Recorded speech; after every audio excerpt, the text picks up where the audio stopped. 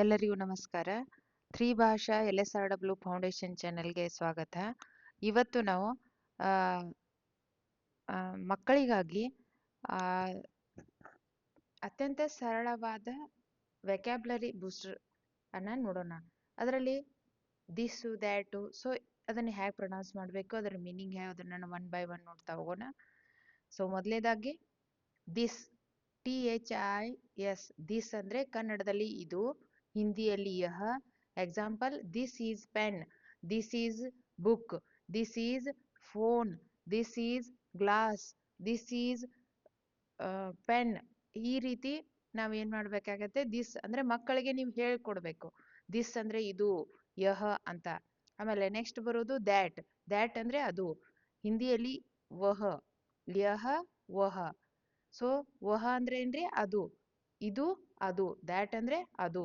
So ನೋಡ್ರಿ ಇಲ್ಲಿ, that is dog, that is tree, that is table lamp, that is pen, that is animal.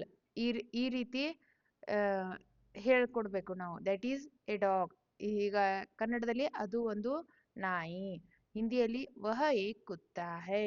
So ಮೂರನೇ words, this is near, ಸಮೀಪಿದ್ರೆ.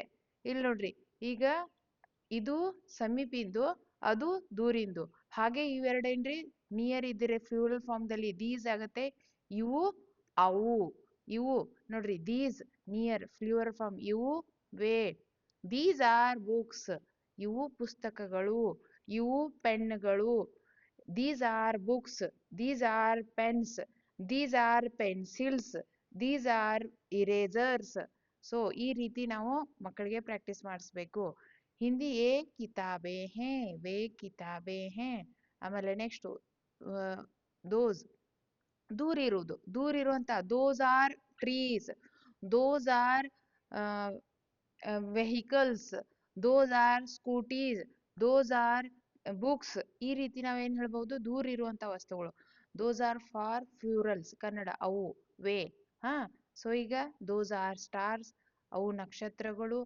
Those are ತಾರೆ, way ತಾರೆ ಹೇ. ಇನ್ ಹಿಯರು, ಹಿಯರು there, here spell ನೋಡ್ರಿ, here ಅಂದ್ರೆ ಇಲ್ಲೇ ಸಮೀಪ. Come here ಅಂತ ಕಾಮನ್ ಆಗಿ ಮಕ್ಕಳಿಗೆ, ಕಮ್ ಹಿಯರ್, ಗೋ ದೇರ್, ಅಲ್ಲಿ ಹೋಗು. ಕಮ್ ಹಿಯರ್, ಬಾ ಇಲ್ಲೇ, ಕನ್ನಡ ಇಲ್ಲಿ, ವಹಾ ಯಹಾ. ಸೊ ಕಮ್ ಹಿಯರ್, ಬಾ ಇಲ್ಲಿ, ಯಹಾ ಆಗೋ. ಸೊ ಐ ಹೋಪ್ ಈ 5 ವರ್ಡ್ಗಳು ಮಕ್ಕಳು ಸರಿಯಾಗಿ ಅರ್ಥ ಮಾಡ್ಕೊಂಡಿದ್ದಾರೆ, ಮತ್ತೆ ಹೌಸ್ ವೈಫು ಕೂಡ ಅರ್ಥ ಮಾಡ್ಕೊಂಡಿದ್ದಾರೆ ಅಂತ ತಿಳ್ಕೊಳ್ತೀನಿ. Thank you so much.